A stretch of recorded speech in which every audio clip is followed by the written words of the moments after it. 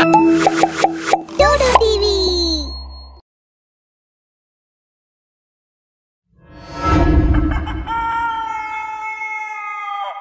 பெரிய மலைக்கு கீழே இருந்த ஒரு காட்டுக்கு பக்கத்துல தாம்பூர் அப்படிங்கிற ஒரு சின்ன கிராமம் இருந்துச்சு. அங்க ராமு அப்படிங்கிற விவசாயி வாழ்ந்துட்டு இருந்தான். ராமு கிட்ட ஒரு சேவல் இருந்துச்சு.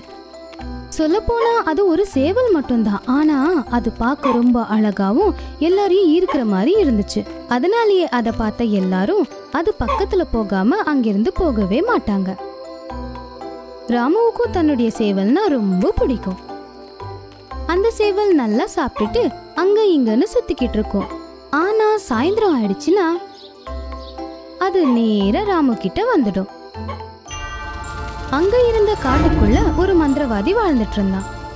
அவன் பூதங்களை வசப்படுத்துறதுக்காக ஒரு பேய் பூஜையை செஞ்சிட்டு இருந்தான். அவன் தினமும் ஒரு மரத்துக்கு கீழே பேய்க்கு சாப்பாடு வச்சுட்டு வருவான். அந்த மரத்துல ஒரு பேய் வாழ்ந்துகிட்டு இருந்துச்சு. அது அந்த மந்திரவாதி வைக்கிற சாப்பாட சாப்பிட்டுக்கிட்டு இருந்துச்சு. இப்படி இருக்கும்போது ஒரு நாள் அந்த சேவல் நடந்துகிட்டே காட்டுக்குள்ள வந்துருச்சு. அது அந்த மரத்துக்கு கீழே இருந்த சாப்பாட சாப்பிட்டுருச்சு. இத அந்த பேய் பார்த்துருச்சு. அந்த பேய்க்கு ரொம்ப கோபம் வந்துருச்சு. இந்த சேவலை எப்படியாவது பழி வாங்கணும்னு சொல்லி அது உடம்புக்குள்ள இந்த பேய் போயிடுச்சு. அந்த பேய் சேவல் உடம்புக்குள்ள போனதும் அதோட கண்ணு ரொம்ப செகப்பா, அந்த கண்ணுல ரத்தம் இருக்கிற மாதிரி இருந்துச்சு. அதுக்கப்புறம் அந்த சேவல் வித்தியாசமா கத்திக்கிட்டு இருந்துச்சு. அதுக்கப்புறம் சாயந்தரம் ஆனதும் அந்த சேவல் அதோட வீட்டுக்கு போச்சு. சேவலை பார்த்ததும் ராமு சொன்னா, நீ வந்துட்டியா? இன்னைக்கு ரொம்ப தூரமா போன போல இருக்கு. சேவலை பார்த்ததும் ராமு பேச ஆரம்பிச்ச உடனே அந்த சேவல் ரொம்ப ஜோரா ரெக்கையா அடிக்க ஆரம்பிச்சது. சேவல் இப்படி செய்யறத பார்த்து ராமு சொன்னா, அட, எதுக்கு இவ்வளோ கோவமா ரெக்கை அடிக்கிற? நான் இப்படி எல்லாம் கேட்கவே கூடாதா? கேட்டதுக்கு இப்படி பண்ற?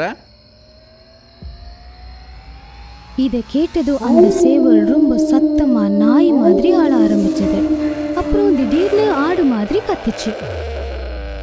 அது இப்படியெல்லாம் பண்றத பார்த்து ராமுவுக்கு ஒண்ணுமே புரியல. நைட் ஆனதுனால ராமு தூங்குறதுக்காக போயிட்டான். அப்போ அங்க கல்லு அப்படிங்கிற திருட வந்தான். அவன் அந்த சேவல் வித்தியாசமா வேற மிருகம் மாதிரி கத்துறத பார்த்து அவன் மனசுக்குள்ள யோசிச்சான், அட வா, இது பண்றதெல்லாம் ரொம்ப விசித்திரமா இருக்கே. இந்த கோழி வேற விலங்கு மாதிரி கத்தவும் செய்யுது. இந்த சேவலை நாம திருடிட்டா எடுத்துட்டு போய் சந்தையில வித்தா நல்ல காசு கிடைக்கும். அதுக்கப்புறம் சரியான நேரம் பார்த்து ராமுவோட வீட்டுல இருந்து கல்லு அந்த சேவலை திருடிட்டான். அதுக்கப்புறம் அதை எடுத்துட்டு போய் அவன் வீட்டுல இருந்த மத்த விலங்குக்கு கூட விட்டுட்டான். அதுக்கப்புறம் அவன் மறுபடியும் திருட போயிட்டான். அடுத்த நாள் கல்லு வீட்டுக்கு வந்தான். அவன் அங்க வந்து பார்த்தான், அவனுடைய ஒரு ஆட்டை காணோம். இத பார்த்து கல்லு சொன்னான், இங்க பாரு, திருடன் வீட்லயே திருட்டா? யாருக்கு அந்த தைரியம்? இன்னைக்கு அவனுக்கு புரியும் என் வீட்டுல திருடுனா அவனுக்கு என்ன ஆகும்னு. அன்னைக்கு நைட்டு கல்லு திருடுறதுக்கு போகாம அவன் வீட்டுக்கு பின்னாடி இருந்த புதருக்கு பின்னாடி ஒளிஞ்சிட்டு இருந்தான். நடுராத்திரி ஆனதும் அவன் பார்த்தான், அவன் ஒரு நாளைக்கு முன்னாடி திருடிட்டு வந்த அந்த சேவல் தன்னுடைய ரெக்கைய ரொம்ப ஜோரா வீசிக்கிட்டு இருந்துச்சு. அதுக்கப்புறம் அதோட கண்ணு ரொம்ப செகப்பா மாறுச்சு. அது ஒரேடியா பறந்து அங்கிருந்த அந்த ஆட்டு மேல உட்காந்துச்சு. அதுக்கப்புறம் ஆட்டோட ரத்தத்தை குடிக்க ஆரம்பிச்சது. அப்படி பார்த்துக்கிட்டே இருக்கும்போது கொஞ்ச நேரத்துல அந்த ஆட்டை அது கொஞ்சம் கூட மிச்சம் வைக்காம சாப்பிட்டுருச்சு. இதை பார்த்து பயந்து போன திருட சொன்னா, அட கடவுளே, இந்த சேவலுக்குள்ள ஏதோ பேய் இருக்கு. இதுக்கு எந்த அளவுக்கு சத்து இருக்குன்னா ஒரு ஆட்டைய படுக்க வச்சு கொன்று சாப்பிட்டுட்டே இருக்கே. இவ்வளோ பெரிய ஆட்டை இது கொன்று சாப்பிடுதே. ஐயோயோ, இதை வச்சிருந்தா எனக்கு ரொம்ப ஆபத்து. இந்த சேவலை என்னடா பண்றது? யாராச்சும் வந்து காப்பாத்துங்கடா சாமி. இதுக்கப்புறம் இந்த சேவல் இங்க இருந்தா அது சரிப்பட்டு வராது அப்படின்னு நினைச்சு அடுத்த நாள் காலையில ஒரு கறிக்கடைக்கு போய் அந்த கறிக்கடைக்காரர்கிட்ட சொன்னா, அட ரஹீம் பாய், என்கிட்ட நல்லா பெருசா முழுன்னு ஒரு சேவல் இருக்கு. அதை வாங்கிட்டு ஏதாச்சும் பார்த்து கொடுங்க. நான் என்னோட ஊருக்கு ரொம்ப அவசரமா போயாகணும். அப்படியாப்பா, நீ முதல்ல அந்த சேவலை என்கிட்ட காட்டு. அதுக்கப்புறம் ரஹீம் பாய் கல்லு கூட சேர்ந்து அவனுடைய வீட்டுக்கு வந்தாரு. அவருக்கு அந்த சேவல் ரொம்பவே பிடிச்சு போச்சு. உடனே அதை வாங்கிட்டாரு. அவரு அந்த சேவலை எடுத்துட்டு வந்து மிச்சம் இருந்த சேவலுங்களோட கூண்டுக்குள்ள அதை போட்டுட்டு அவருடைய கடையை சாத்திட்டு அங்கிருந்து வீட்டுக்கு போயிட்டாரு. அதுக்கப்புறம் அடுத்த நாள் அவரு கடைக்கு வந்து பார்த்தாரு. அங்க பார்த்தா அங்கிருந்த சில சேவல்கள் செத்து போயிருந்துச்சு. அப்புறம் சில சேவல்கள் காணாம போயிருந்துச்சு. அங்கங்க ரத்தமும் மாமிச துண்டுகளும் மட்டும்தான் விழுந்துருந்துச்சு. ரஹீம் இது எல்லாத்தையும் பார்த்துட்டு சொன்னாரு, நான் கடையை மூடிட்டு தானே போனேன். யாரு என் கடைக்குள்ள வந்து இப்படியெல்லாம் பண்ணது? என் கடைக்குள்ள வந்து இந்த மாதிரி எல்லாம் யார் பண்ணது? புரியவே இல்லையே. ஒரு வேலை பண்றேன். இன்னைக்கு என்னோட கடையில ஒரு கேமரா ஃபிக்ஸ் பண்ண போறேன். இதெல்லாம் யார் பண்றாங்களோ நாளைக்கு இதை பத்தி தெரிஞ்சிரும். ரஹீம் அந்த மாதிரியே பண்ணாரு. அடுத்த நாள் காலையில ரஹீம் மறுபடியும் கடைக்கு வந்தப்போ நேத்து நடந்த மாதிரியே நடந்துருந்துச்சு. என்ன நடந்ததுன்னு தெரிஞ்சுக்க ரஹீம் கேமராவை எடுத்து பார்த்தாரு. அப்போ அவருக்கு எல்லாமே புரிஞ்சு போச்சு. அவரு உடனே காட்டுல இருந்த மந்திரவாதியை பார்க்க போனாரு. மந்திரவாதி கிட்ட ரஹீம் எல்லாத்தையும் சொன்னான். ரஹீம் சொன்னதை கேட்ட மந்திரவாதி யோசிக்க ஆரம்பிச்சான். இது நான் தினமும் படையல் வைக்கிற அதே பிசாசுதான். ஓஹோ, அதனாலதான் என்னோட படையல் அப்படியே இருக்கு. என்னமோ ஆனதுனால அந்த பிசாசு அந்த சேவல் உடம்புல போந்துருச்சு. வாங்க போய் பார்க்கலாம். மந்திரவாதி ரஹீம் கூட சேர்ந்து அவனுடைய கடைக்கு போனாரு. அதுக்கப்புறம் அந்த பேய தன்னுடைய மந்திர சக்தியால வசப்படுத்தினாரு. அப்புறம் அந்த பேய் சேவலோட உடம்புக்குள்ள இருந்து வெளியே வந்துருச்சு. நேரம் பார்த்து சேவல் அங்கிருந்து ஓடிடுச்சு. அது உடனே தன்னுடைய முதலாளி கிட்ட போச்சு. சேவலை பார்த்து முதலாளி ரொம்ப சந்தோஷப்பட்டாரு. அதுக்கப்புறம் அவங்க 2 பேரும் சேர்ந்து ரொம்ப சந்தோஷமா வாழ்ந்துட்டு இருந்தாங்க. பிஜல் அவனுடைய நண்பர் ஜிகர் கூட கல்யாணத்துக்கு பெண் பார்க்கறதுக்காக தன்னுடைய மாமா ஊருக்கு வந்திருந்தான். பார்த்தா அந்த ஊர்ல இருந்த எல்லாருமே தலைய மொட்டை அடிச்சிருந்தாங்க. பிஜல் இதை பார்த்து ரொம்பவே ஆச்சரியப்பட்டான். அவன் அவங்க மாமா கிட்ட இத பத்தி கேட்டான். அட இருங்க, நீங்க இப்பதான் இங்க வந்திருக்கீங்க. இதெல்லாம் பெரிய விஷயமே இல்லை. வெயில் அடிக்குது, கிராமத்து ஜனங்க சூடு தாங்காம மொட்டை எடுக்கிறாங்க. இப்படி முடியலாம இருந்தா ரொம்ப நல்லா இருக்கும். உங்களுக்கு நல்லா முடி இருக்கு, நீங்க மொட்டை அடிக்கிறது வேண்டாம், சரியா? இப்போ போய் தூங்குங்க. அப்புறம் பிஜல் மற்றும் ஜிகர் அவங்க ரூம்ல போய் தூங்கிட்டாங்க. ஜிகரோட ரூம்ல கையில கத்தியும் கத்திரியும் வச்சுக்கிட்டு முடி திருத்துற பேய் வந்துச்சு. நான் இருக்கும்போது இந்த கிராமத்துல யாரு கூட முடி வளர்க்கவே முடியாது. அப்படி வளர்த்தா அவங்களுக்கு என் கையில தான் சாவு. அப்படி சொல்லிக்கிட்டே ஜிகரோட தலைய பாதி மொட்டை அடிச்சிருச்சு. ஜிகர் காலையில எழுந்திருச்சு கண்ணாடியில போய் தன்னுடைய முகத்தை பார்த்து அவனுடைய தலை பாதி மொட்டை அடிச்சிருக்கிறத பார்த்து சத்தமா கத்தி எல்லாரையும் கூப்பிட்டான். அண்ணா, இங்க பாருங்க, என்ன யாரோ மொட்டை அடிச்சிட்டாங்க. இந்த கிராமத்துல ஒரு நாள் கூட இருக்கல, என்ன பாதி மொட்டை அடிச்சிட்டாங்க. அட கடவுளே, இங்க என்ன நடக்குது? மாமா, இதுக்கெல்லாம் காரணம் யாரு? சொல்லுங்க மாமா. அதெல்லாம் விடுங்க, எனக்கு ஃபுல்லா மொட்டை அடிங்க. மாமா, இங்க பார்பர் ஷாப் இருக்கா? நாம அங்க போய் இவனுக்கு முழுசா மொட்டை அடிக்கணும். இது யாரோ என் மேல பழி வாங்கணும்னு சொல்லி பண்ணிருக்காங்க. அவங்க கையில் கிடைச்சா அவங்க கையை அப்படியே உடைச்சிருவேன். ஆஹா, பொறுமையாக இருங்க. கிராமத்தில் ஒரு கடை இருக்கு,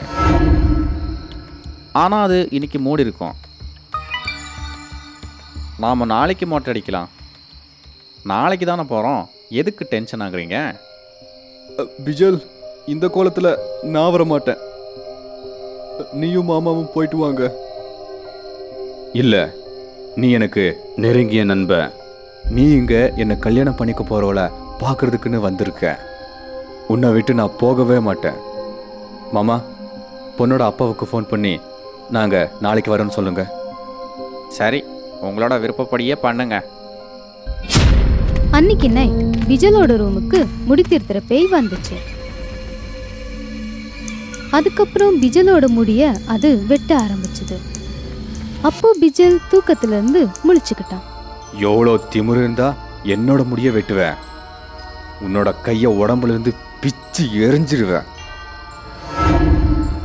அப்படி சொல்லிக்கிட்டே பிஜல் முடித்திருக்கிற பேயோட கழுத்தை நெரிக்க ஆரம்பிச்சான். அப்பதான் பிஜல் கவனிச்சான் அது ஒரு பேய் அப்படின்னு. பிஜல் பயத்துல நடுங்க ஆரம்பிச்சான். பேய், பேய், இந்த பேய் எப்படி வந்துச்சு?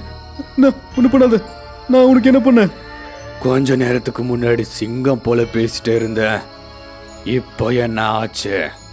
இன்னைக்கு நீ தானே சொன்ன உன்னோட நண்பனோட முடிய யார் வெட்டினாங்களோ அவங்கள விட மாட்டேன்னு. என்ன அடிக்கிறேன்னு சொன்ன? வா, உன் முன்னாடிதான் நிக்கிற. ஏன் முன்னாடியே முடிய வளர்க்குறியா நீ? உனக்கு என்னை பத்தி தெரியாதா? அப்படி சொல்லிக்கிட்டே அந்த பேய் பிஜலோட தலைய பிடிச்சு அவனுடைய தலைய பாதி மொட்டை அடிச்சிருச்சு. அதுக்கப்புறம் அங்கிருந்து கிளம்பி போயிடுச்சு. அதுக்கப்புறம் பிஜல் சத்தம் போட்டு வீட்டுல இருந்த எல்லாரையும் கூப்பிட்டான். பிஜலோட நிலைமைய பார்த்து அவங்க மாமா சொன்னாரு, சொன்ன இல்ல நேத்தே போலான்னு, நீங்க தான் ஒத்துக்கவே இல்லை. இப்ப பாருங்க என்னாச்சுன்னு. நீங்க நேத்தே பார்த்துருந்தா இன்னைக்கு நீங்க ஊருக்கு போயிருக்கலாம். சரி விடுங்க, இப்போ ஒன்றும் பண்ண முடியாது. இங்க என்ன நடக்குது மாமா? அந்த அந்த பேய் இங்க என்ன பண்ணுது? இப்போவே எனக்கு தெரிஞ்சாகணும். ஏ பிஜல், இந்த கிராமத்தில் ஒரு பேய் இருக்கு. ராத்திரியானா வீட்டுக்குள்ளே வரும், அப்படியே பாதி முடி எடுத்துரும்.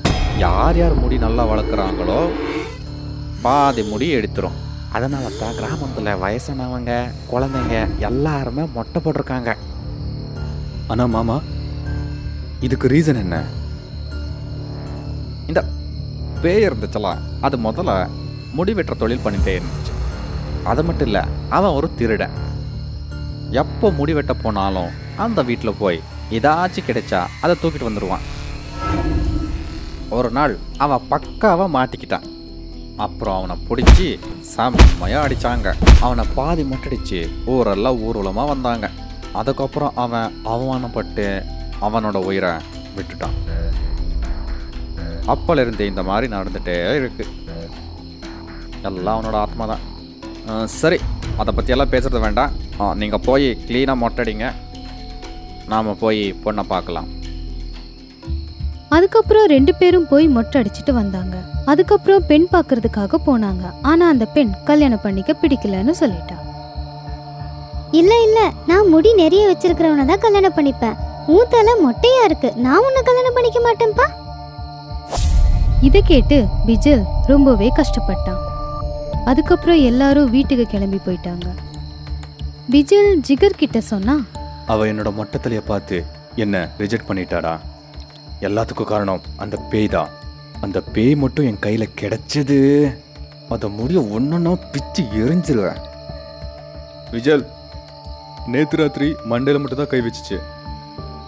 இன்னைக்கு ராத்திரி கழுத்துல வச்சிருச்சுன்னா கல்யாணத்துக்கு முன்னாடியே கடவுள்கிட்ட போயிருப்போம். விஜல், அது பேய். அதை பலத்தால இல்ல, புத்தியால தோக்கடிக்கணும். எனக்கு ஒரு சாமியாரை தெரியும், அவங்க நல்லா பேயை ஓட்டுவாங்க. அவங்க கிட்ட போனால் ஹெல்ப் கிடைக்கும். உனக்கு ஓகேனா நாங்கள் போகலாம். பிஜல் அதுக்கு ஒத்துக்கிட்டான். அடுத்த நாள் 2 பேரும் சேர்ந்து முனிவரை பார்க்க போனாங்க.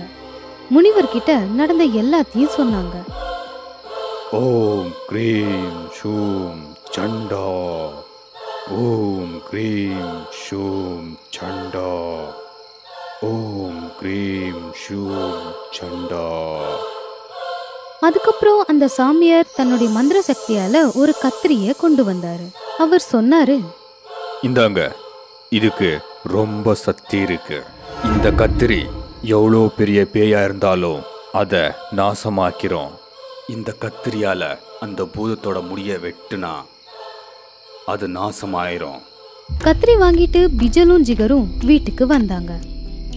விஜலனா, நாம சிசர்ஸ் எடுத்துட்டு வந்துட்டோம். ஆனா பேயோட முடிய யார் கட் பண்றது? ஆமா, இது சிங்கத்தோட வாழை பிடிக்கிற மாதிரி.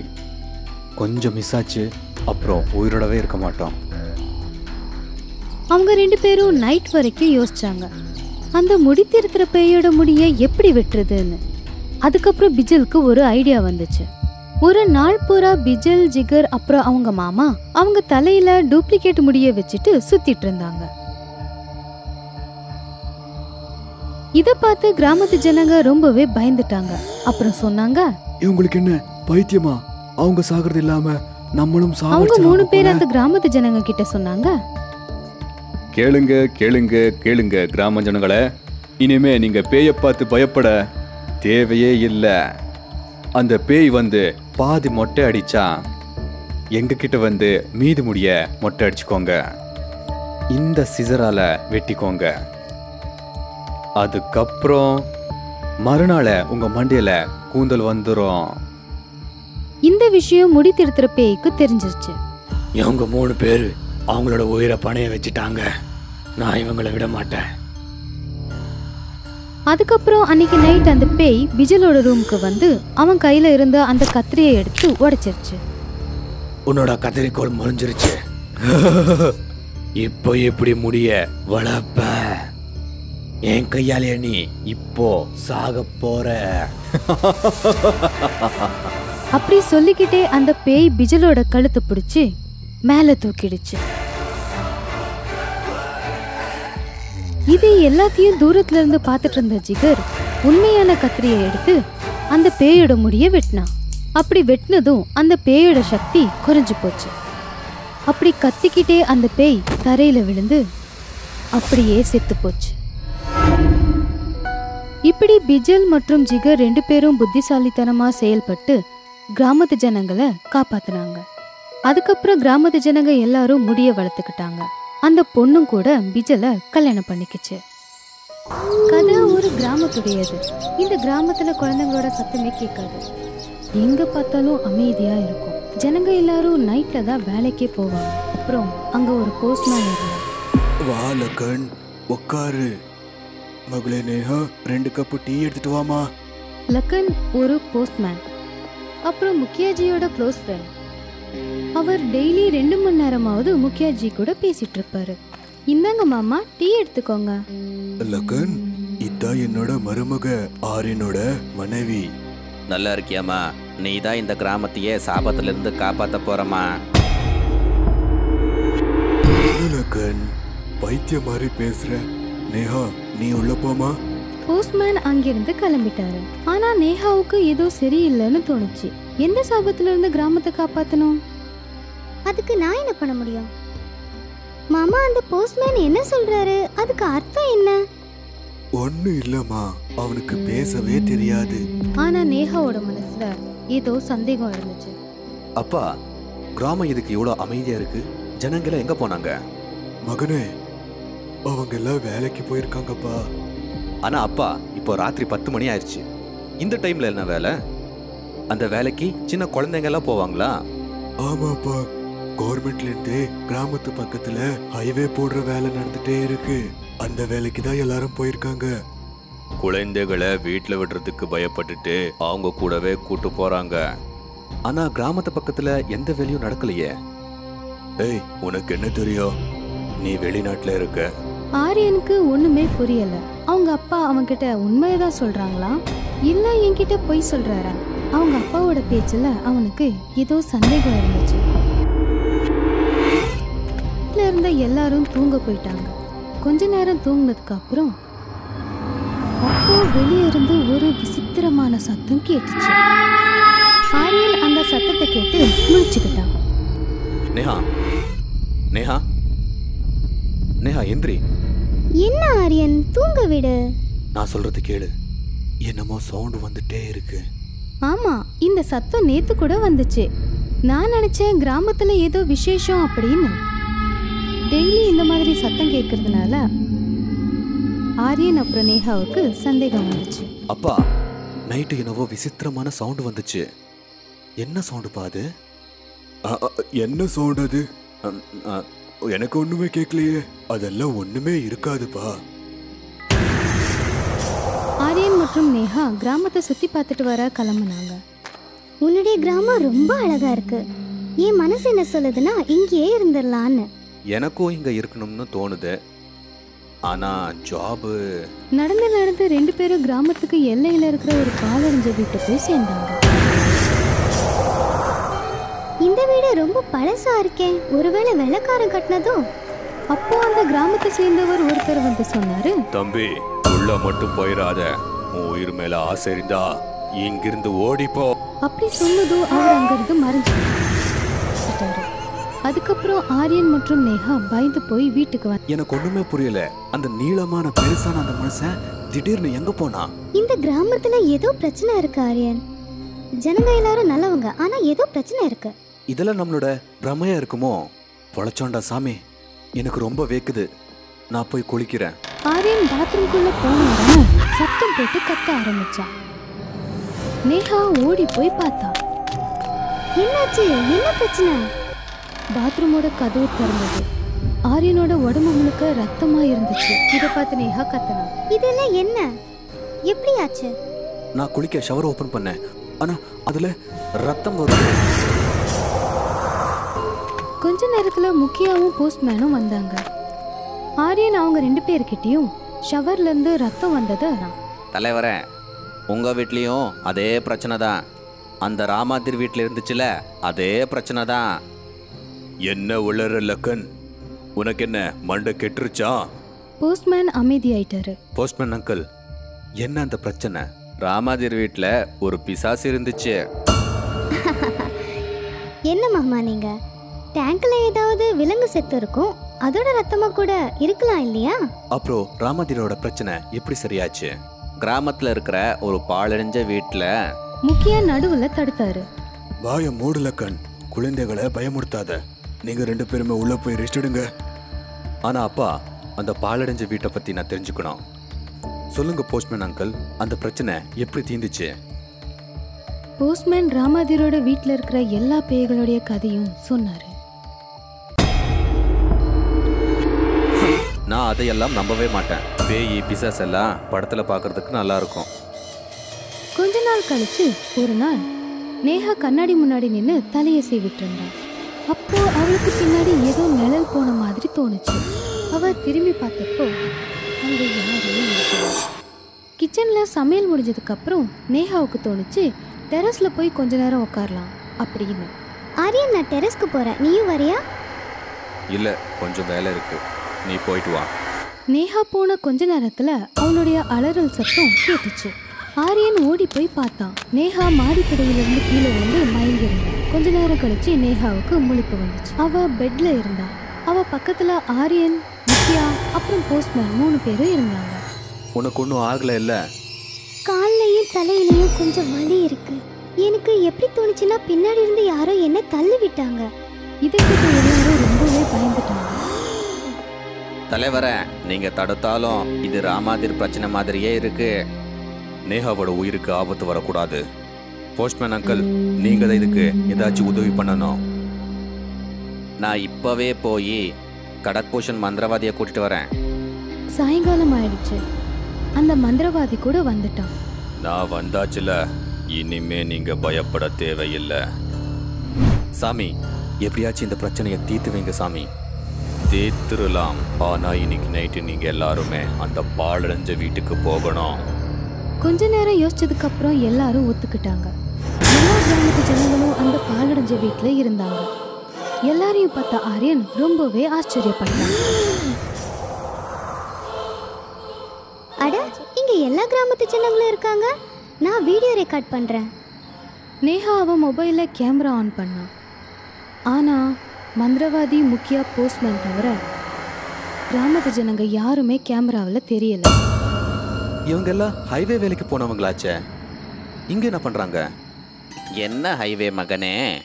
ஹைவே எல்லாம் நாங்கள் கட்டுன கட்டு கதை. மொத்த கிராமமே 6 வருஷத்துலேருந்து இந்த வீட்டுக்குள்ளேயே அந்த பிசாசுக்கிட்ட இருந்து விடுதலைக்கு ஏங்கிக்கிட்டே இருக்கு. சில கிராமத்து ஜனங்க சேர்ந்து நேஹாவை பிடிச்சிட்டாங்க. இவளால தான் நமக்கு முக்தி கிடைக்கும். எல்லாருமே போஸுக்கு தயாராகுங்க. இங்க என்ன நடக்குது? நீங்க சொன்னீங்க எங்களோட பிரச்சனையெல்லாம் தீர்த்து வைப்பீங்கன்னு. இப்போ என்ன பண்றீங்க? முட்டாள், புதுசா கல்யாணமான இவ இந்த கிராமத்தை சாபத்திலிருந்து காப்பாத்தலாம். சைத்தானுக்கு பலி வேணும்.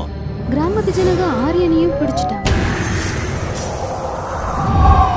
முக்கியா அப்புறம் போஸ்ட்மேன் 2 பேரும் சேர்ந்து ஏதோ மந்திர பூஜையை பண்ண தொடங்கினாங்க. அப்பா, நீங்களும் எங்க கூட சேர்ந்து உங்களோட மருமகளை கொல்ல போறீங்களா? இந்த கிராமத்தை காப்பாத்த வேற வழி எனக்கு தெரியலப்பா. கொஞ்ச நேரம் பூஜை பண்ணதுக்கு அப்புறம் எல்லாரும் சேர்ந்து நேஹாவை பலி கொடுக்க முயற்சி பண்ணாங்க. நான் உங்களை உயிரோடவே விட மாட்டேன். நீ உயிரோட இருந்தா எங்களை நீ கொல்லலாம். நீ இந்த கிராமத்துல ஒருத்தரையும் கொல்ல முடியாது. இதை கேட்ட ஆரியன் ரொம்பவே குழம்பிட்டான். தலைவரை, நீங்க இந்த வாளால இவளோட தலையை வெட்டி சைத்தானுக்கு பலி கொடுங்க. நீங்க சொன்ன மாதிரியே பண்றோம். முக்கியா கத்தியை எடுத்து நேஹாவை வெட்ட போனான். அப்போ அங்க ஒரு பையன் போலீஸ்காரங்களை கூப்பிட்டுட்டு வந்தான். போலீஸ்காரங்க முக்கியா, போஸ்ட்மேன் அப்புறம் மந்திரவாதிய கைது பண்ணாங்க. அன்னைக்கே பூதங்களுக்காக ஒரு மனுஷனோட உயிரை பலி கொடுக்க வேண்டியிருந்தது.